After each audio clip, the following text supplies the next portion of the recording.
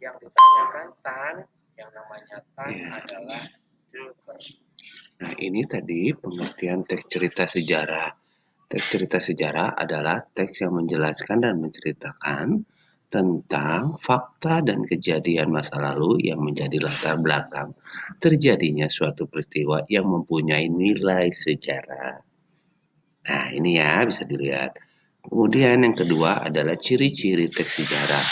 Adapun ciri-ciri yang dimiliki oleh teks sejarah diantaranya ada 5 ya. Yang pertama yaitu disajikan secara kronologis atau urut peristiwa atau urut kejadian. Yang kedua, bentuk teks cerita ulang atau recount. Yang ketiga, struktur teksnya, orientasi, urutan peristiwa, dan reorientasi. Yang keempat, sering menggunakan konjungsi temporal.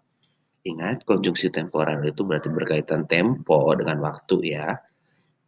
Dan ciri yang kelima, yang terakhir yaitu isinya berupa fakta. Kemudian yang ketiga, pembahasan kali ini yaitu mengenai struktur teks cerita sejarah.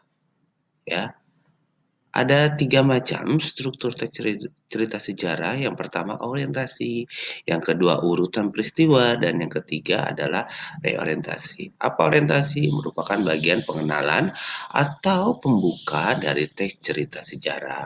Yang kedua adalah urutan peristiwa, merupakan rekaman peristiwa sejarah yang terjadi umumnya disampaikan dalam bentuk kronologis. Kemudian yang ketiga reorientasi berisi komentar pribadi penulis tentang peristiwa atau kejadian sejarah yang diceritakan ya. Kemudian yang selanjutnya yaitu mengenai kaidah ya. Kaidah kebahasaan teks sejarah Indonesia.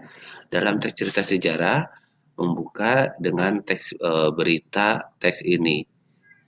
Ada teks berita, teks iklan, dan teks lainnya. Berikut ciri-cirinya. Fenomena atau kata ganti pen. Yang kedua frase adverbial dan kata yang menunjukkan kejadian atau peristiwa. Yang ketiga verba material, kata yang berfungsi menunjukkan aktivitas yang dilakukan oleh partisipan menunjukkan perbuatan fisik atau peristiwa. Contohnya menulis, menghafal, menyapu. Kemudian yang keempat adalah konjungsi temporal, berfungsi menata urutan peristiwa yang diceritakan. Umumnya banyak menggunakan kata penghubung temporal atau waktu. Nah, itu tadi pembelajaran kali ini.